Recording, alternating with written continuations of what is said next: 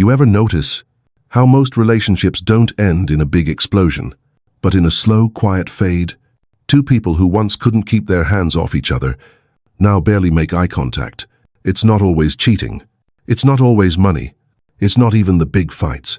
The truth? Most relationships die because one or both forget what made them choose each other in the first place. And if you think it only happens to other people, you're already closer to it than you think. Stay, because what I'm about to tell you could save you from becoming part of that 80%. It doesn't happen overnight. No sirens, no warning lights. At first, everything is electric. You can't wait to see her name pop up on your phone. You text all day. You stay up too late to talk about nothing and everything. You plan little surprises. You find new ways to make her laugh. You can't keep your hands off each other. In those early days, the world feels sharper. Colors look brighter. Even the boring parts of life feel lighter because you're carrying them together. Then, life creeps in, not as a storm, but as a slow, steady tide. Schedules tighten. Work demands more. Bills pile up. Your energy is spent on fixing what's broken, solving what's urgent, and surviving the week. You start canceling plans instead of making them. Not because you don't care, but because you're tired. Because you assume there will always be time. Later, the affection fades first. Little histories become rare. The just because moments disappear. Then the curiosity fades. You stop asking questions beyond, "How was your day?" And then, the respect starts to slip. Not in a big blowout, but in a quiet disconnection you don't even notice at first. One day you realize you've been living side by side but not together, sharing a space but not a life, speaking words but not truly communicating. Here's the thing. Most men believe they'd notice when the connection starts slipping. They think they'd see the warning signs, but you don't.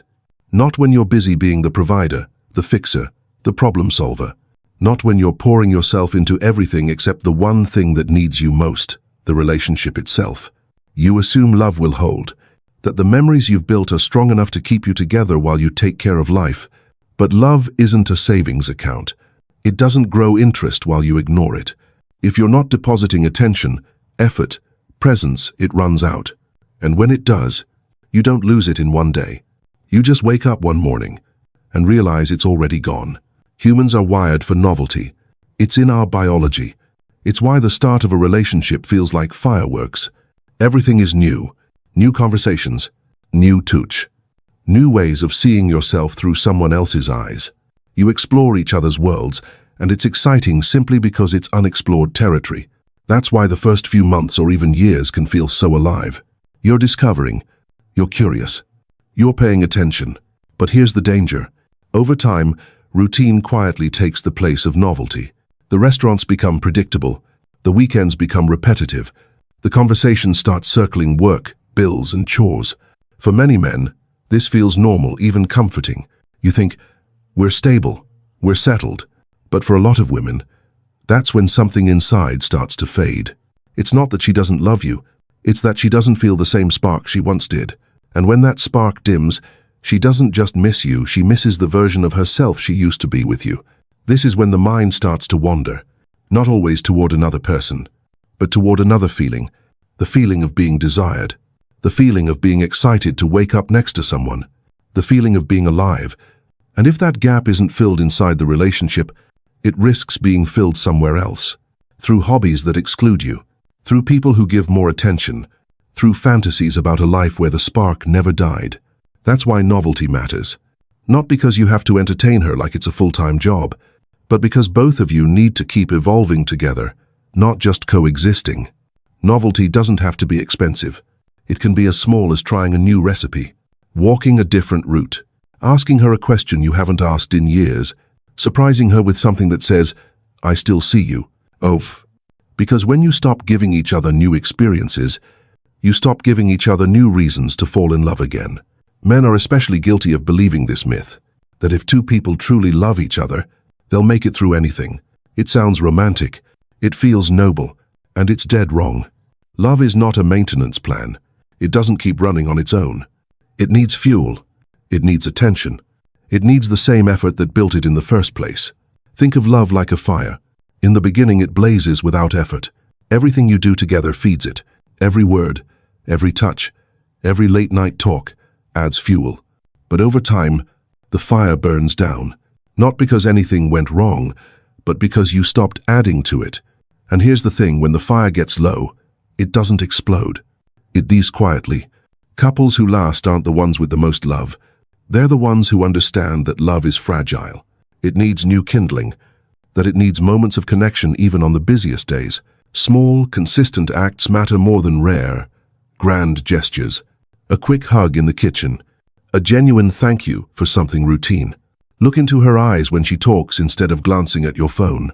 These aren't small because they're easy, they're small because they're simple. And simple doesn't mean unimportant. Here's the trap. Men often think, I'm working hard for us. I'm providing. I'm here. That's enough. It's not. Presence is not the same as connection. Providing is not the same as participating. When you stop showing her that she's still worth pursuing, you stop reminding her why she chose you in the first place. Love is the reason you started, but it won't be the reason you stay unless you keep choosing each other day after day. Because without that choice, love becomes a memory, and you can't live in a memory forever. Respect doesn't disappear in one argument. It doesn't vanish after one bad day. It fades, quietly, over time. It starts with small things you brush off. A sarcastic comment in front of friends. An eye roll when you're making a point. Whatever. When you try to explain something important. At first, you let it slide. You tell yourself, she's just tired.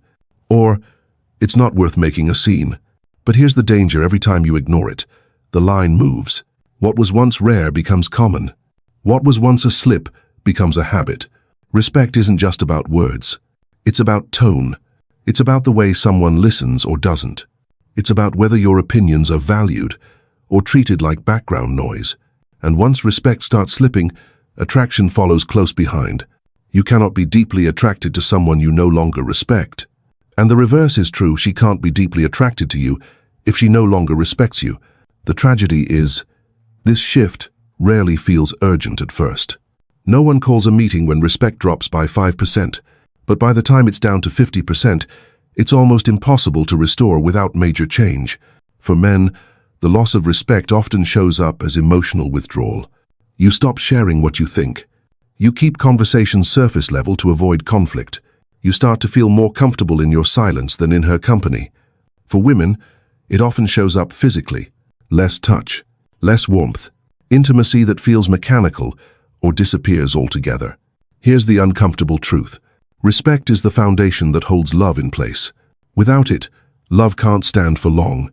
You can survive without constant romance. You can survive without constant novelty. But you cannot survive as a couple without mutual respect. Once it's gone, you're not in a relationship anymore. You're in a contract between two people who just happen to share a roof. Most people believe cheating is the first crack in the wall, the big betrayal that shatters everything. But the truth? By the time cheating happens, the wall has already been crumbling for a long time. Cheating is rarely the start. It's often the symptom, a sign that connection, respect, and intimacy have been fading for months, sometimes years. This doesn't excuse it. It doesn't make it right. But it explains why, for many couples, the affair isn't the real cause of the breakup. It's just the final blow. By the time someone cheats, they've usually checked out emotionally. They've stopped feeling seen. They've stopped feeling chosen.